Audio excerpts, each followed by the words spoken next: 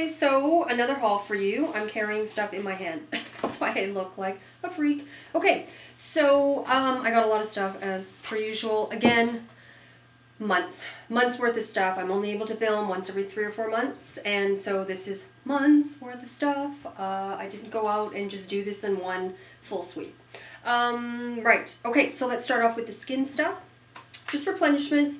Shiseido, White Lucent, Bright Cleansing Foam, Tatcha, oh my gosh, the Radiant Brightening Serum, the gorgeous Gentle Rice Enzyme Powder, one of my favorite products of all time. All of the enzyme powders, I just haven't used the Gentle one. The Rich Silk Cream, the Dewy Skin Mist, the mask, all sorts of stuff. Okay, love, love, love it. Right, oh, back to Shiseido. So I've always used their balancing softeners, but I thought I would try this, which is a NutriPerfect Pro Fortifying Softener. It's just a little bit higher price, not by much, like maybe 10 bucks, if that. And this one sort of has a pump, and it's like a milk. It's like a milky jelly kind of thing, which before all my toners that all of their toners that I used over the last 20 years, all were just like a straight toner, liquidy. This one's kind of milky or something, and it says to use it with a cotton pad. I don't, because it soaks up way too much product, and all I do is I just squirt one little thing, and then I put it over my face and really hydrates. If I didn't have that step, my skin would be a gazillion times drier than it already is, which is already like, you know, the Sahara. So I love, love, love all of Shiseido's softeners. I've just started this, so I can't really speak too much about it, but I really, really love it. So there's that. So that's for skin. Let's see. Oh, more replenishments. Oh, here's another skin thing. Of course, my trusty Dr. Hauschka. Rose Day Cream. He's got the light rose. I always use the heavier regular Rose Day Cream. This, to me, as I've always said, is really comparable to La Mer in terms of the thickness and the kind of moisture it gives. It's phenomenal under your makeup. That and oils, I find. Yes, are you really quite oily as you're putting your foundation, but that's when you blot all the oils, but you get that really sort of glowy, dewy, blah, blah, blah. So there's that. What else do I have? Oh my God, I have so much stuff here. Another Airflash, because I love it, and it's fantastic for when I've got like 5 minutes to do foundation. More replenishment of the Armani waterproof liners. Love these. Love these. Yikes. I just washed my hands in that sink and now they're soap. Okay. The Anastasia. What the mother? Lash. Genius. Another backup of that. A backup of my YSL number 6 and my YSL Glossy Stain number 7. Those are my 2 Holy Grail colors. I love, love, love them. I thought the 6 might be a bit too orangey for me in the wintertime. Like, it looks fantastic when you're, you know, all sort of terracotta in the summer. Well, not terracotta for me, but you know what I mean. When you get a little bit of sun. But with my Chanel lip liner, ooh, I didn't bring those. Anyways, I have 3 of those. 3 backups of those because I love them. That number 7 looks... No, number 6 looks fantastic with that. What else do I have here? Right, so I don't know why. I've been sort of getting into Chanel recently. I got a lot of their foundations, but I bought Le Blanc de Chanel. So I may do a review on that later on. I also got the limited edition Notorious Contour Sucker. That looks like death. Maybe I'll do a review of that afterwards too. Oh, whoops. I think I have some more stuff here. Their eye makeup remover. Okay, so as you know, well, as some of you know, not all of you, my favorite eye makeup remover was the...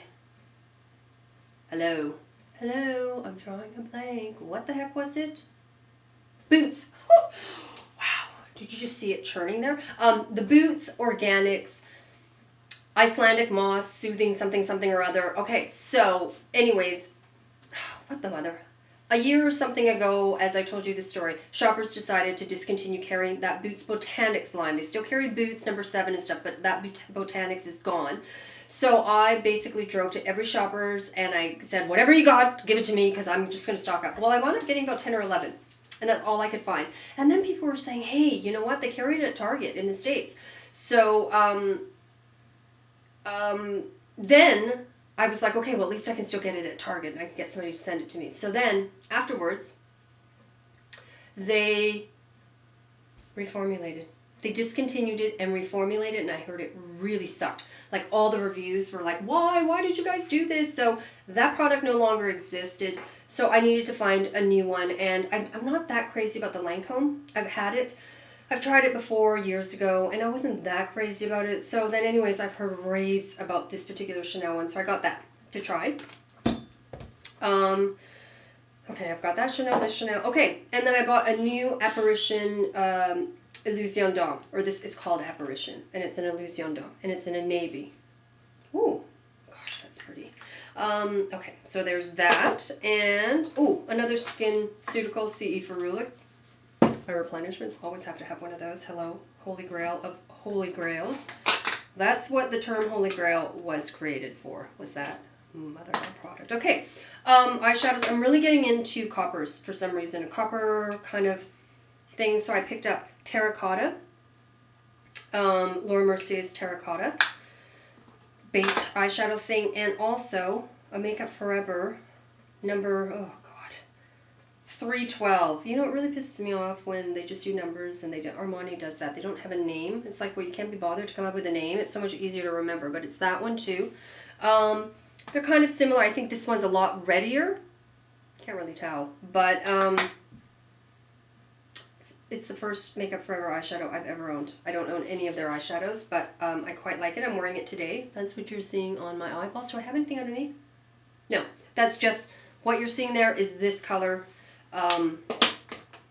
all on its own. As you know, I'm the queen of one. I don't do a lot of, you know, inner and outer V's, none of that. It's just one color. I slap it on, and that one's the Laura Mercier. Actually, sorry, why don't I do it this way? So you can say that this is a lot browner. That's what I've got on. And this is a lot redder and much more sort of copper, like a copper penny type of thing. So there's that. And then I try, oh no, wait a second. Ooh, Burberry, more Burberry. So I picked up these two shades ages ago, but because I only film once every 3 months, I couldn't show it to you, or I forgot. Mulberry. Or maybe I did show these. Did I show these? Oh my God. Anyways, Mulberry. And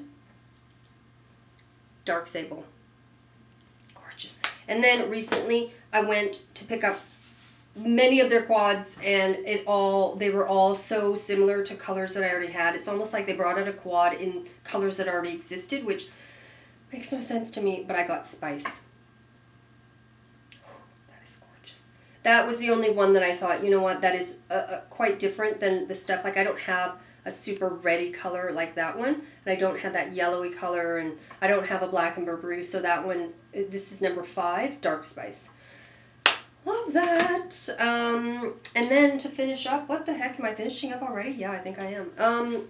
Right, so I was watching the gorgeous, lovely, beautiful, and new mom, Blushing Pixie, who is an awesome gal here on YouTube. If you already don't subscribe to her, you really, really should. And anyway, she was showing a Tarte set of 5 of these pencils. And it got me really curious because I don't own a lot of Tarte stuff, or I've tried some of the Tarte stuff and then I wound up returning it, like one of those cheap things. I was like, oh my God, this is just a sticky hot mess on my face. So when she showed it, and it was like a really, really good value set, and I went and took a look, and none of the colors really suited me. I don't tend to wear purples and dark forest greens that much, and then the rest were all sort of champagne-y colors. I don't tend to wear those colors. I'm a real sort of earth tone, really boring earth tone kind of gal. So I saw a couple of them. I think I wound up getting about 4 colors, and then I returned 2 of them because they just didn't work for me as much. And I didn't want to go like completely mental over it and just have like a gazillion of these pencils lying around. So I wound up narrowing it down to 2 of these, and they are amazing. I got one in copper? It's got to be copper or something. What the heck? Yeah, copper and golden black. Okay, so the thing about these is, the reason why I wanted to get them is that she told me they don't move. Once they set, they don't move.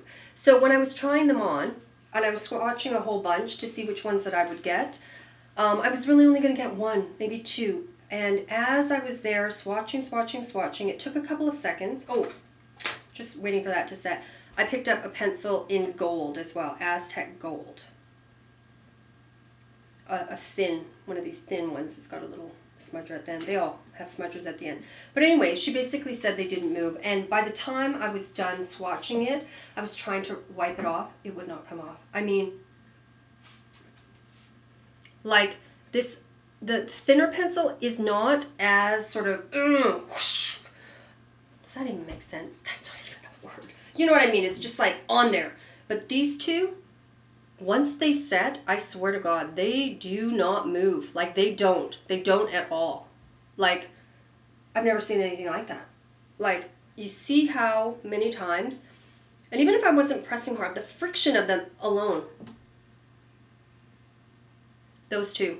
I mean, the gold one, maybe I didn't set it enough, and I don't find that they last as much as the fatty. Oh, that's lasting now too. So once they set, that's it. If you're looking for long lasting, hello. On the waterline, no. Still, again, still nothing on the waterline for me, but they're fantastic. So there's that. Oh my God, 11 minutes. Whoa, really? What's the last thing? Let me just make sure I've got everything here. Okay, I've got them all. Right. The Shiseido foundation brush. I got it because so many of you, after I'd done my shoe brush, said you have to try the foundation. I mean, some of you mentioned the Hauschka, and yes, I've seen the Hauschka. I saw it at IMATS, but I have enough brushes, people. I've got like 100 and something brushes. I didn't want to spend another 80, 90, 100, 150 on another foundation brush when in actuality, I don't tend to use a lot of different things, and half the times I use my fingers anyway. So, but this one was really reasonable. It's only, I was like shocked. It was like less than 40 bucks, 36, 34 bucks. And I do like it. I'll do a review on it as well. Do I think it beats the shoe? No. Do I think it's comparable to the shoe? Yes. So, and it's half the price. So it's synthetic. Shoe is the natural. But people were complaining that this is really, really, really hard to wash and clean.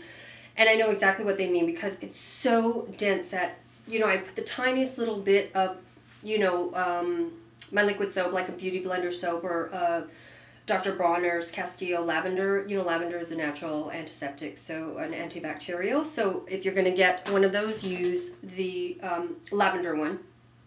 And, you know, I just found I was rinsing it and squeezing it. There was just soap coming, and I would try and rinse it for like 5 minutes, which is a long time to rinse a brush. And there's still soap coming in, there's still soap coming out. I'm like, what the heck? So I do understand it is a little bit difficult to get this clean. So my first thought was, you know what? I bet you the Beauty Blender Solid cleans this better. And it does. And I think the reason why is that with the liquid, when I push down on it, it gets way into that, and it's so dense that all of that soapiness is not, you're not really able to kind of move it and rinse it in there, whereas this sort of is a solid. This sucker, as you can see, is a solid piece, and you just run it under hot water, and then you just circle it, and it's sort of right up to where, about there. That's the only surface where it's clean, where all of your makeup really is, because, you know, I use this mainly with cream, and it doesn't really go down farther than that, whereas the liquid soap will go way down into the brush. It's too much, and so that's why it takes so long to rinse, whereas this, using this, half the time to clean it, and yet it still cleans it really well. Like, you know, if you wipe it on a white towel, you're not going to get any foundation still. So that's a little trick for you guys who've all sort of commented and messaged me about how hard this sucker is to clean. Maybe try that. You might dig it. You can get that at Sephora or any place that carries a beauty blender. So I think that's it. I really have to make sure, because I've missed so many things in videos before. Like, there's a whole whack of products sitting there that I never talked about. So I think that's it, guys. And I will try and do a couple more videos. And anyways, I hope to see you soon.